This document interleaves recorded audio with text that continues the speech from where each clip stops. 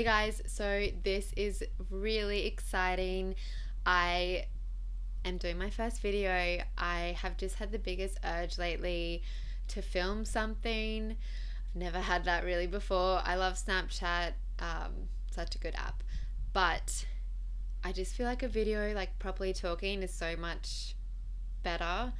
And I know there's Facebook Live, and I had mentioned that in the Smart 20s community on Facebook, but due to a lot of time zone differences, mainly caused by me being in Australia when all of you, really, most of you are in the US, makes it tricky and I get distracted with comments. So I just thought I would literally sit down and just babble on.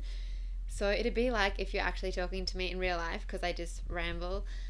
And yeah, so I'm just on my MacBook Air. I was just trying to think, what do I have? It's a MacBook Air.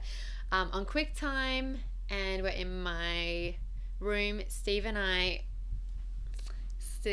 that room, but I have this room at his parents' house with my desk and all my clothes and everything in it, which is amazing. So that's where I am now. It is Saturday morning, so sunny. Like, have to give Brisbane credit for always having amazing weather. So yeah, that's really good. And I just thought for the first one, I would just chat about some of the books that I have been reading lately. Currently finished books I have been. I'm not editing these videos, by the way. Did I say that? This is just going to be me start to finish, mainly so I don't get in my own way and over edit.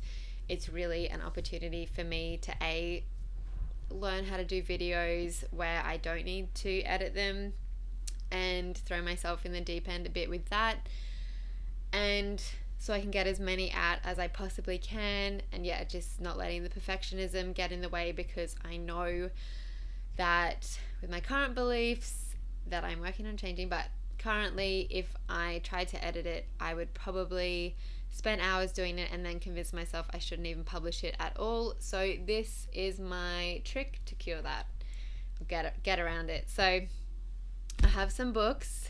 Let me put them in a stack. Also, I love long form content, and by that I mean I love long podcast episodes, long YouTube videos, long blog posts. Like, if I see a YouTube video is under 10 minutes, a podcast episode is under 10 minutes or even under 20, and a blog post is less than probably 1,000 words long, I actually don't even start like engaging with it. Like, I love longer stuff. I love in-depth detail, that kind of thing. So I'm going to try and not ramble on into nothing and just be talking for the sake of talking, but I'm not going to be cutting myself short if there's something I want to say. I don't think we have an issue with short attention spans, and I think when people think everyone else only has one and we all create this super short and useless, if something isn't very long, oftentimes it's just a bit fluffy. So anyway, this could be plenty of fluff, I don't know. But anyway, I have this pile of books that I thought I would talk about today. If you have been following me and Smart 20s for a while, you will not be surprised to know that these are personal development books. That is what I am obsessed with, and that is what I spend my time reading. I have been making the effort to read every time I'm on the train. I am now getting about a good hour at least on the train. I do also catch a bus, but I get bus sick, so I can't read without feeling very ill. So just the train at the moment. As you probably know, I did quit my full-time accounting job so that I could pursue blogging and spend my time doing really fun stuff like this. And on the side, I am also working as a receptionist at one of the hospitals here in Brisbane, just part-time, for a few hours in the afternoon. I had that job when I was at uni, and it was perfect for uni. And like I need to keep having people that I can interact with in person. Besides Steve, I really love him, but I also need to see other people. So it's great in that sense as well. So I usually at the moment get a train into the city kind of at the same time as my normal accounting workday would start, just to give me that sense of a beginning to a day. I go to the gym, I work from cafes and that kind of thing to do blogging, and I have found a regular cafe that I go to now, and then I get the bus to the hospital, and then I get the train home. So I could easily just like work from home and then drive to the hospital, but I really see that the train time, like I can read on the train, and that to me is really valuable, and there's no stress with finding a park or anything like that. So it probably takes me an extra, actually not that long. Anyway, that's my current routine at the moment. A brief overview. I think I will do one talking more about how I found that routine. But I have been reading on the train, and yeah, so these are the books I've been reading. Mindset by Carol Dweck. She's amazing. Tuesdays with Maury by Mitch Albom. Chapter 1 by Daniel Flynn. This is my current read at the moment. I'm nearly finished, which is so sad because I've been loving the story. The Big Leap by Gay Hendricks. The Magic of Thinking Big by David Schwartz. And Tools of Titans by Tim Ferriss, which if you have watched anything with me on Snapchat, you will have heard me talk about this, especially around January, because that's when I was really reading it. And oh my goodness, what am I doing? There are a bazillion tabs in this book, and I will be talking about what they are. Actually, no. What should I start with? So I have some books I've finished, currently reading, haven't read yet. Okay. Maybe I should have done some prep for this, but I just wanted to be like, if I was sitting down with you and being like, hey, you know, here are some books I've been reading. So literally this is what I would be doing. So anyway, I will start, probably because I'm reading at the moment, so I'm most excited about it, with, because it's my first one, I just want to check this is recording. On track. Okay. This would be devastating if it wasn't. So this is what I can't figure this shit out, currently reading. It is called Chapter 1. It is by Daniel Flynn, and he is the co-founder of a company called Thank You. If you're in Australia with me, you probably have seen their products. They are a brand that produce, they originally started with water and then other kinds of body care products and food products, and all of those products, the profits go to supporting access to safe water for developing countries, as well as food, hygiene, that kind of thing. So if you're not in Australia, you might not have heard of them yet. They have this book, which my friend Brent recommended to me. He told me, he's a high school teacher, and he said that he was reading this to them, and he has a lot of students that were really, disengaged with the content that he was teaching the normal class and that kind of thing, and would always, muck up and just not be keen to be at school. And when he was reading this, he said they were on the edge of their seat. They were just so interested. They wanted him to read it again. And it's really a story of how Daniel Flynn, his girlfriend, and his friends started this giant idea, which has now become a movement. He was 19, I think they were all 19 at the time, in uni. Perfect if you, it's just the story. It's called Chapter 1 because, see, this is how I talk in real life. I just jump everywhere. It's called Chapter 1 because this is the Chapter 1 of their story. It's still early days in the grand scheme of things, but they wanted to create this book so they could fund the next chapter of their social enterprise and their movement. So all the profits from this book go to supporting that, and they've done quite a few things that are really cool with this book. One is that you can pay any price that you want. So you could pay $1,000 or you could pay nothing, essentially, though I wouldn't pay nothing. But you can choose how much you pay for the book. They also printed it this way.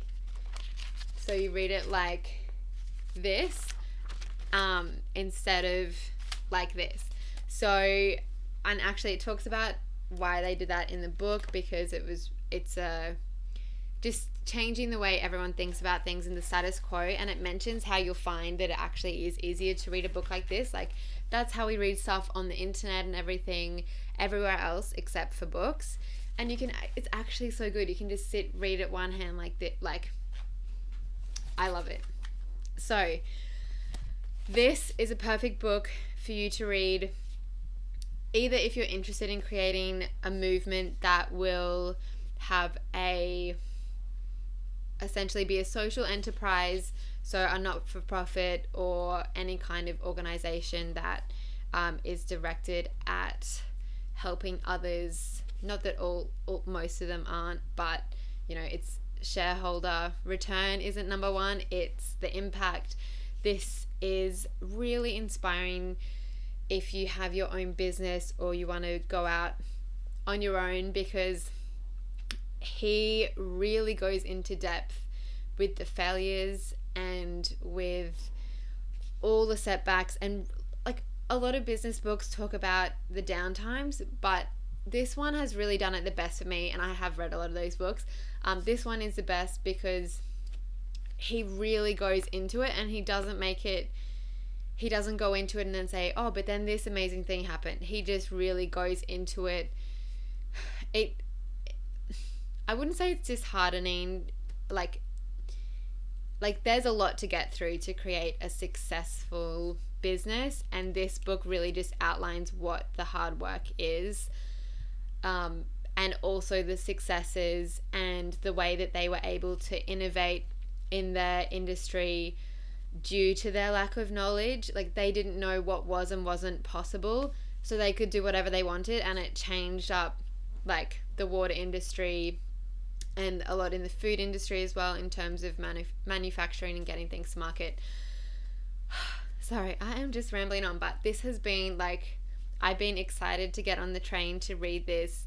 It's never been like, some books you love, but then you're like, oh, just not in the mood. Like, I have really loved this. So, Daniel Flynn, I'm not going to say where you can buy these books, because we all have the internet, hey. Like, we can all look it up. But it's chapter 1 by Daniel Flynn. And I'm going to be buying all their products now whenever I see them. Not because he pushes them, but because, I don't know, he kind of makes you like, you can't help but want to help him. A very good writer too. It's so easy to read. Like, this is goals. I'm getting really hot talking. I'm going to move this fan a little bit closer. So, nearly finished. I am up to here. Oh, it also has these amazing, like, some thoughts to take away at the end of each chapter. Just so good. Love this book. That's what I'm currently reading, and I'm very nearly finished. So, what I have read just before that was this book called The Big Leap by Gay Hendricks. Conquer your hidden fear and take life to the next level. I know that sounds a bit corny, even for me. Like, I love this stuff, and I'm like, ooh, but this book is really about self-sabotage. I would say is the best way to describe it. It was recommended to me by my good friend Brooke Castillo. We haven't met yet, but we will, hopefully. But anyway, she has a podcast called the Life Coach School Podcast. If you have read anything I've written for 10 seconds, you've probably heard me mention it, because that podcast is amazing. I have not learned more from anything else ever, including school and uni, I'd probably say, than from that podcast. It's changed my life. So she mentioned this book, that she read it, that she was struggling with the problem it talks about in this book, and that she was going to be rereading it. And I was like, well, if it's good enough for Brooke, it's good enough for me. So I went and bought it. So I'm just seeing, does it say anything good that I can chat? I will just tell you about my experience with it. So this book is talking about self-sabotage in the context of a problem that Gay Hendricks calls the upper limit problem. It's really, I find this concept really hard to explain, but it's not that hard. So it's basically, we all, based on our current beliefs and past experiences, we have a belief about like what we deserve, how much good can happen at the same time, all that kind of thing. And if we're pushing the limit upwards, so we're getting more than we currently believe we deserve, or things seem too good to be true, we essentially, if we're not aware of the upper limit problem, the upper limit problem is self-sabotaging, so that you can bring yourself, even though the upper limit, getting past that, you want the goal of getting past that, we self-sabotage so that we can stay in our current level because that's where we're most comfortable. Even if we're unhappy, we do it because we are comfortable and we have beliefs that support what we currently have, and it really challenges those limiting beliefs to be moving past it. So this is really a book just about identifying if you have, so it doesn't mean like necessarily a big leap, but it's just basically doing anything beyond your comfort zone, I would say, is what a big leap is. Like, it doesn't have to be someone else doesn't have to see like, oh, that's her big leap. Like, yes, quitting my job to do blogging is a big leap, but there's so many different ways to have a big leap, and it could just, it might not be obvious to anyone else, but it can be all just about your mindset. So have I just hacked the description of this book? Most probably. But it is really enlightening, and if there's a goal you've been working towards and for whatever reason you just can't seem to get there, you've probably been self-sabotaging. It might look completely external, like you've had no control, like, oh, this just didn't work out and blah blah blah. Gay Hendricks would tell you that is you upper limiting yourself, and regardless of whether you necessarily think this is true, that we do this, it's just a really interesting book. Read it with an open mind and you can learn a lot from it. So highly also recommend that one. Really quick read as well, like big text. Easy to read. Like, it's not too research heavy or anything like that. It's quite descriptive. I'm getting so hot talking. Sorry. Okay, so that's a big leap. I have just finished that recently. Also recently finished, I'm so proud of all this reading I've been doing. Tuesdays with Maury by Mitch Albom. Sorry, Mitch, I don't know how to say your last name. This is a book that I found out about through Mimi Icon. If you don't know her, she is an incredible entrepreneur and a YouTuber as well, and does a lot with her husband Alex Icon. They now also have a very cute little baby. Anyway, she had mentioned, like, I saw one of her videos about books, that she loves this book, and when I first heard about it, I was really resistant to it. It's really just about a professor sharing, at the end of his life, sharing his life lessons with one of his past students. I don't know, I just felt resistant to reading it. Sometimes when someone recommends a book and you're like, nah, it can't be that good. Anyway, so I get that sometimes. The book I have that the most with is The Defining Decade by, I think it's Dr. Meg J. So many people are like, oh my god, you'd love this book.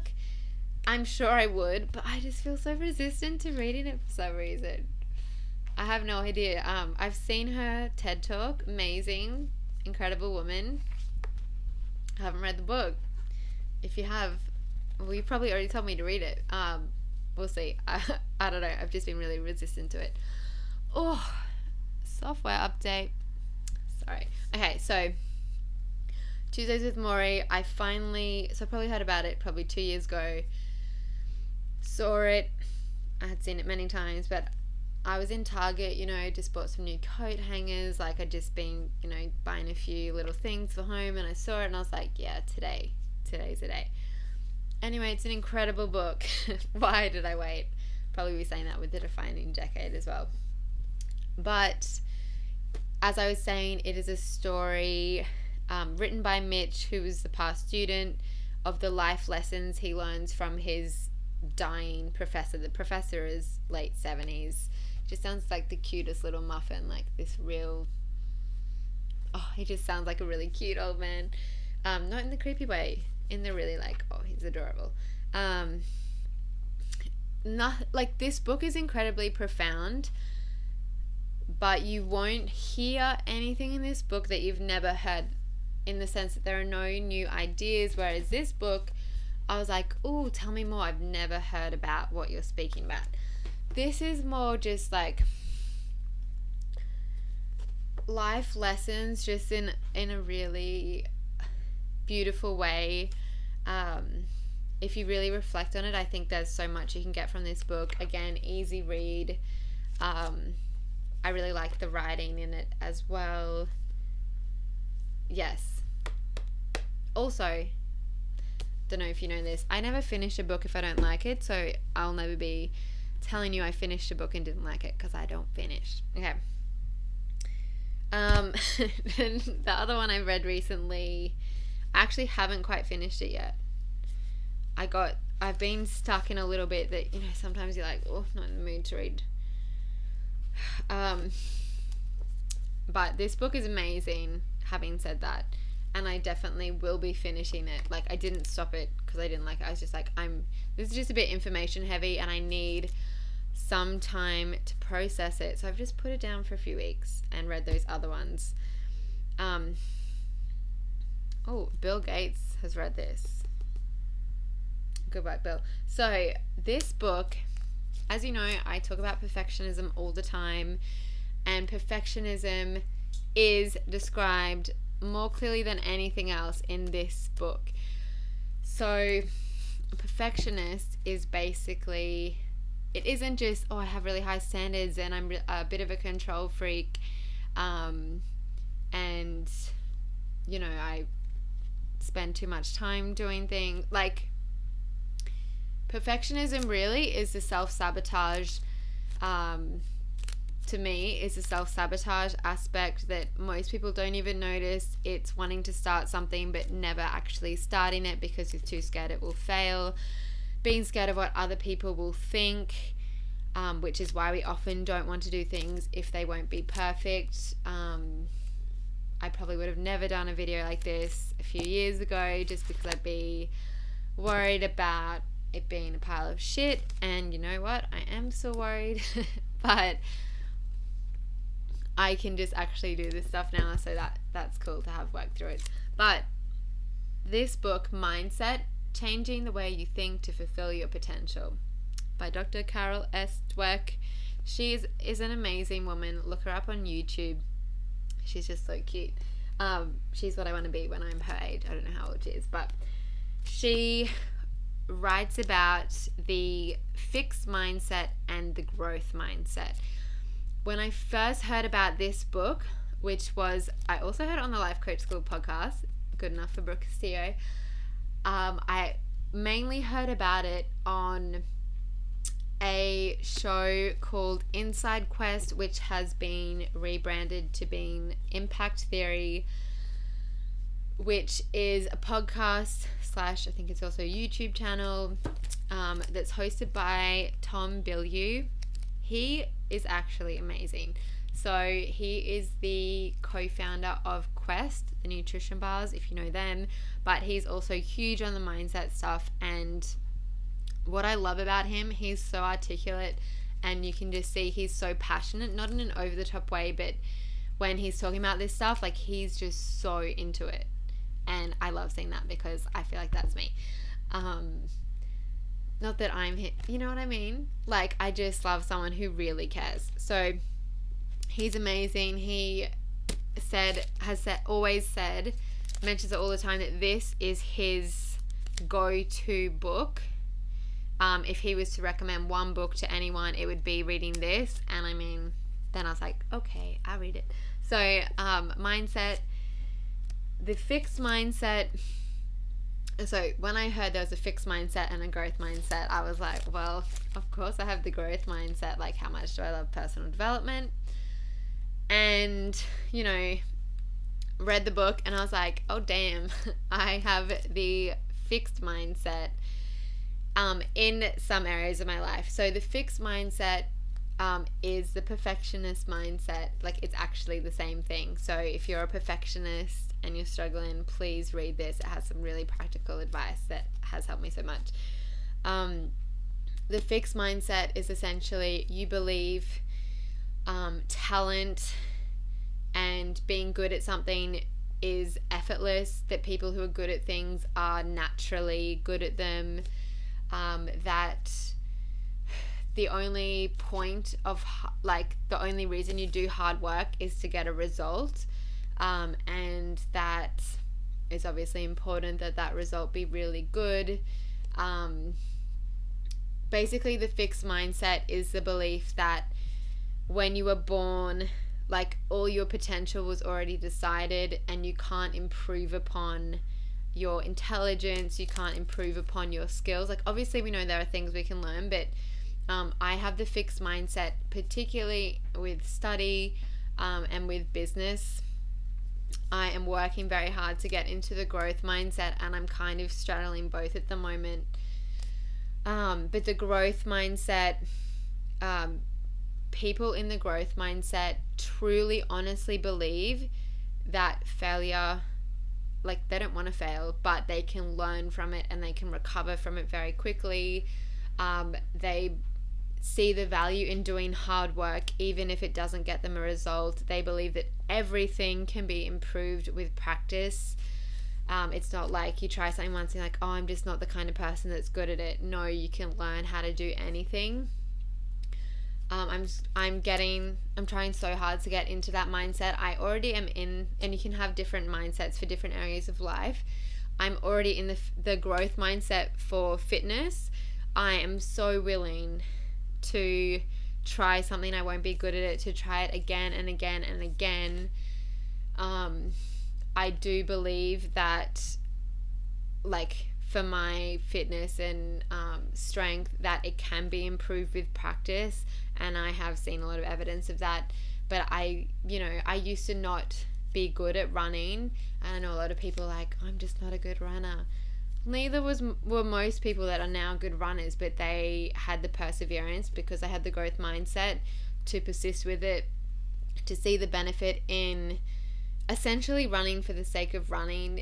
Like, you're developing discipline, you're, like, there are so many benefits of doing it, even if you don't get your result, if that's weight loss or an improved running time, which would happen anyway. So in fitness and health, I'm fully in the growth mindset, and I improve quite quickly in that kind of thing.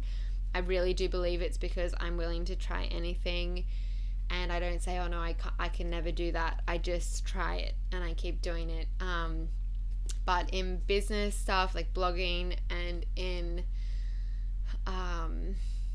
at uni and at school, even though I know people can learn new things, I have been, like, trapped in that belief that that there's a certain level of the ability to learn can't be improved on it. If that makes sense. Like, you're either smart or you're not. So not true. I know intellectually there are a lot of people that are considered unintelligent that, outsmart everyone else. But having that fixed mindset means that every time you do something, you feel like it will prove whether you're smart or whether you're not smart. So everything is evidence of your natural ability that you were born with, your fixed ability. which means that we don't want to do things we won't be good at because it will be evidence that we're not smart. Whereas a person in the growth mindset doesn't believe that failure is a reflection of their abilities, and they learn from it and they recover very quickly and they go on to rule the world. People in the fixed mindset usually don't try things unless they can guarantee they'll be good at it. Unfortunately, in life, most of the things that you can guarantee aren't groundbreaking, and don't really move the needle forward in any way and aren't really satisfying. So people in the fixed mindset either don't pursue their dreams because they're worried they'll fail, and that failure is a reflection of their lack of natural ability. So I love this book. One of the main things she talks about, and the main takeaway for me, was really to get yourself into the growth mindset. You focus on rewarding yourself for the effort rather than rewarding yourself for the outcome. So in school, and I think she talks about how we develop the fixed mindset and growth mindset, and there's a lot of studies talked about in this in an easy to read way, but they can pick up these mindset differences in kids like super young. For example, they'll give kids a puzzle and they'll do it, and then they'll say, oh, would you like to try this harder puzzle, or would you like to do the puzzle again? The kids in the fixed mindset want to do something they're good at, so they do the same puzzle over and over again. The growth mindset kids are like, oh, I don't know how to do this new puzzle, but I'll give it a go, and they do all these other puzzles. So that's when kids are like super young. I just thought that was so interesting. I'm so obsessed with this stuff. So I really have been focusing on rewarding myself for putting in effort rather than on the outcome. And I know for my fitness and improvements in that area of my life, when I rewarded myself, not with food, that's not what I'm talking about. When I rewarded myself, like gave myself a pat on the back for, I went to the gym today, instead of, I'm not looking like I want to yet. Like, do you know what I mean? I rewarded myself for the effort of I'd say to myself, and Steve and I, you have probably heard me talking about this, every night we say 3 good things and 1 thing that we're grateful for. And often one of my good things will be I went to the gym even though I didn't feel like it.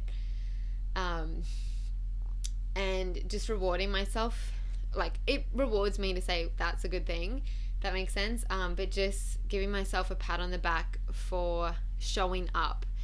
And I used to have the approach of constantly examining whether something was working, and that didn't get me very far because most things don't have quick results, at least not anything worth doing.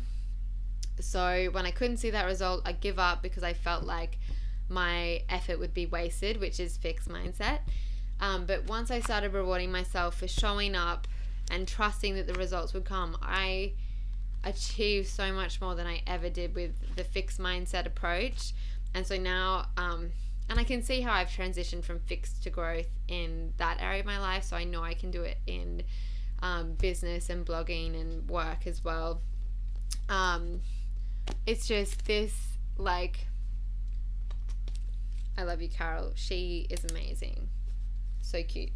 So look her up on YouTube, just YouTube Perfectionism and Carol Dweck. She talks about the fixed mindset, specifically about perfectionism, though I would argue that the fixed mindset is perfectionism. She talks about how she struggled with it, and her research, that kind of thing.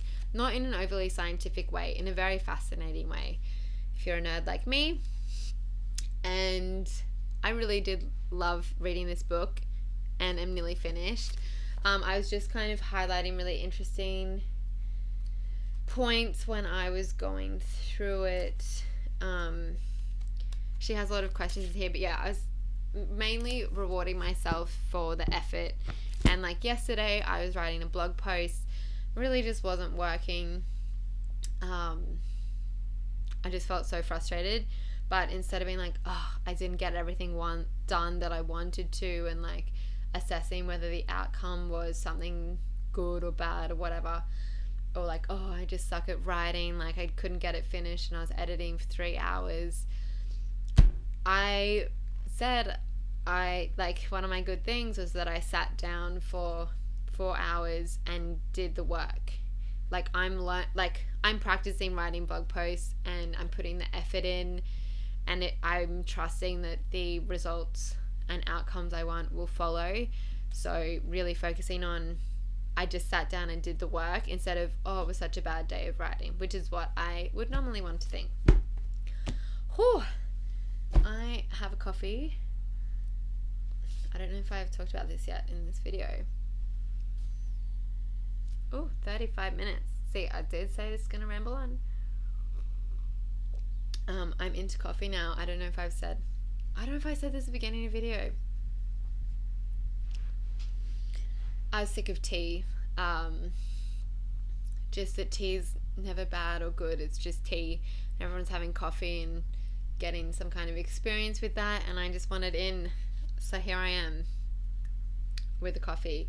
I'm quite hooked now. I see why people say don't get into it, but I'm happily paid the money. So 2 books left. This has gone a little longer than I had thought it might, but then again, I did think it might go for a while. So let me just catch my breath. Please let me know what you think of this video. If you like it, if you'd like me to do more of them, what you'd like me to talk about. It's so much, like, I love writing blog posts, but it's sometimes really hard to just distill an idea into 1,000 or 2,000 words. I like to just ramble on. It's also really interesting for me because then I come across new thoughts that I hadn't had before. Also in writing, but I just like doing this. Okay, so 2 left. I have Tools of Titans and The Magic of Thinking Big. So I'll just quickly mention this. I don't have much to say because I haven't read it yet. This is what I will be reading next week because I will be finished chapter 1 by Daniel Flynn very soon.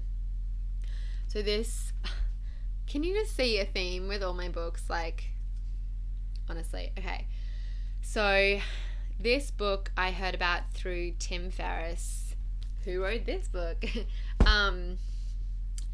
He always mentions on his podcast, The Tim Ferriss Show, that this is one of his all-time faves. I think for him it just came into his life at exactly the time he needed it, which is why he loves it so much. And some of these books that I'm saying are amazing, you might read them and you're like, ugh. But I think people, their favorite book is often, it just came into their life at exactly the right time. So I think that's what happened for Tim with this book. I'm still very curious to read it. It's called The Magic of Thinking Big, The True Secret of Success, How to Earn More, Lead Fearlessly, and Live a Happier Life. So I don't know, I'm just so into this kind of thing of like changing the way you think to change your results. That's what all of this is about, in case you hadn't picked that up.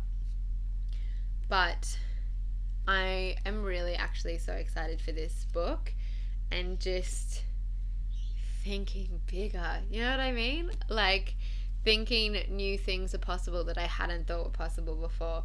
Hope it has some really practical tools in here, and actually I will actually apply them, which will lead me to this and why I have all the tabs. This book changed my life because I applied it. So yeah, just flagging that. Haven't read it yet. Might talk about it soon if it's good. If it's not good, I won't finish it and I probably won't talk about it. Or I might mention that I didn't finish it. But I've probably not finished some very, very amazing books. But if I'm not feeling it, there are many more books out there to read and I'm not going to waste my time. With sunk costs, like I'm pretty good at cutting my losses if something... I should stop making all this noise. If I'm doing something and I don't think it's the right path anymore, I don't really have a big problem cutting my losses and moving on, and that is included with books. but hopefully I will finish this because it will be amazing. Okay, now we are on to Tools of Titans by Tim Ferriss, the tactics, routines, and habits of billionaires, icons, and world-class performers. Sorry for this giant shot of my nails. They just keep chipping so much lately. Like, I don't know, if anyone can recommend to me a very good nail polish and base that doesn't chip. I love getting my nails shellacked, but they actually killed my nails. So I've gone off that a bit. Okay. Oh, I've been talking for ages. But not too long. Just long enough. Okay, so this is a book a little different to the others. It's based on the interviews that Tim Ferriss, who is a startup entrepreneur, he wrote The 4-Hour Workweek, if you've heard of that. Also a very good book that I would recommend. He interviews billionaires, icons, and world-class performers on his podcast, and he has just distilled it all into lessons. He also got some new quotes and advice for the book. It's divided into 3 sections: healthy, wealthy, and wise. If I tell you I only read 2 of them, I bet you can guess it was the wealthy and wise sections. Not that I don't love health stuff. I do love health and fitness, and I'm very into the gym, but that's like the stuff that I do for me, and I do like learning about it, but I like being told what to do. Like, I have enough decisions to make in the rest of my life that, like, I have a personal trainer and I like doing group fitness classes. I basically like making no decisions in that area of my life.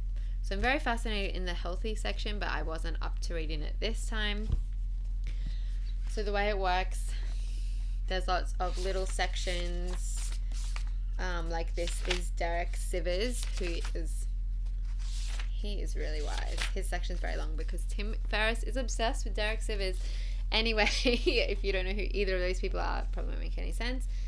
They have little sections like this, a little introduction so you know who they are, and then just like quotes and little stories and stuff. And the way it works is throughout this, it'll say things in brackets like, oh, this is similar to what so-and-so mentioned on page whatever. So you just actually jump around this whole book. You could read it start to finish, cover to cover, but I just jumped around, and when I read a section, I put a little, wow, I'm horrible at this, a little yellow dot with my highlighter so that I knew I'd read it, because I wanted to keep track of what I'd read. And I also created a system so that I could apply it. I was sick of reading books and never, like, I read a lot of books, a lot of self-help books, and love the ideas but never apply them, and so the changes in my life are very minimal. With this book though, I decided I was going to actually apply it, and it did actually, like, I would say this was applying this book to my life was the catalyst for leaving my accounting job for blogging. So not too bad. I got it for Christmas from my little brother Alex. I asked for it, and he got it for me, and I heard about it through Tim Ferriss's podcast, which I have loved for years. So the system that I use, so this has a lot of different kinds of wisdom, especially if you have a business or a blog, or even if you don't. Like, I read all this stuff before I ever had any intention of being in it, and just surrounding yourself with these ideas just opens up possibilities, and a lot of this stuff can be applied to any area of your life. So I would encourage you, even if you have no interest in business, to read it, because it's just so good. So what I did to apply the book, oh my god, my nose is so tickly, but I don't want to stop because I'm not editing this video. Okay. Oof, you know when that you get that tickle, I just want to scratch it really bad, but I don't want to because my skin will go red and it won't be attractive. So the system that I created for applying this book is kind of based off Ryan Holiday's system. If you don't know who Ryan Holiday is, he is another entrepreneur. If you Google his name, you'll find a lot of great insights from him. And I also mentioned him in one of my recent blog posts, which was about what I'm going to talk about, which is how to apply self-help, like what you learn in self-help books, how to make the most of them, essentially. That's what I called the blog post. So I have 4 kinds of tabs. Green at the top for journaling exercises. Blue is quotes that I like, and I will be going through them all and writing them all down. I might actually do that today because I'm feeling super inspired to do that. Pink is for book recommendations, and orange is to do, like if it has like go out and do this today, I'm going to tab that with orange. So I didn't tab every good quote, I didn't tab every to do, just the things that I found the most interesting and appealing or really resonated with me. I do intend to read this book many times, and I'll highlight in a different color. Yeah, and the thing that I got the most benefit from applying was the affirmation section, the bit by, what's his name? He has a Dilbert comic. Anyway, it just mentioned writing down something that you want to happen 15 times a day, and that your brain will then see opportunities that it had never seen before. Your brain, basically, it's like if there's a crowd of people chatting and you just hear blah, blah, blah, and then you hear like Sam, and my ears will hear the Sam and nothing else. You're training your brain to hear the opportunity. I'm making no sense. You're just training your brain what to focus on, and by writing out this statement or saying it to yourself 15 times a day. And it's actually amazing the way that things align themselves to make that happen. Once you give your brain something really positive to focus on and a really good problem to solve, it's designed to solve that. So that was incredible. Yeah, that would definitely be the biggest thing that I got from the book this round. I would read the book, and then after it, go back to one of the journaling exercises and spend about half an hour applying what I'd learned and doing the journaling exercise. Also, what I talked about is the fear setting exercise, which is basically just really confronting the fact that your fears, like basically taking them out of this big vague fear and making it very specific and really getting to the crux of it and realizing that it's probably reversible and it's probably not going to happen, and what the cost of not taking action is. So I did that around quitting my job for blogging. It's very enlightening for me. Highly recommend it. I've actually shared some of that exercise in the post that I wrote on how to make big life decisions in your 20s. It's in the worksheet that you can download. And I do credit Tim with that because he's amazing and it's his idea. So that's the end of my rambling on books. If you have made it to the end, go girl. Yeah, please let me know what you think. Like, I do really love just chatting, and as you can probably tell, I could talk about this kind of stuff all day. So let me know. You can either send me an email, sam@smart-20s.com. You could leave a comment. I'm going to post this into the Smart 20s community on Facebook, so leave a comment. There's heaps of ways to contact me. You're resourceful. You can find out how to contact me. But an email or Facebook comment would be the best. If you have any questions that you'd like me to chat about, please, that would be lovely. So let me know. I think I'm going to leave it here. I'm happy with this. Yeah, it's been super fun for me just talking to me. But I don't want to like cry, but I feel like I know the community so well, and like so many of you, like I know your whole lives almost. I feel like I don't know. So I don't feel like I'm talking to myself, if that makes sense. Who knows? So yeah, please let me know if you like this, if you'd like me to do more. Hopefully I won't have this bird's nest issue next time, but no guarantees because this happens lately. You know, when you're just getting all those baby hairs. So yeah, I think I'm just gonna keep this like fairly low key, just like this, chatty, and on my MacBook. We will see how the uploading to YouTube process goes. If anyone has any advice in that regard, would love to hear it. So yeah, I will wrap it up now, but I will talk to you soon. Thank you so much for watching this.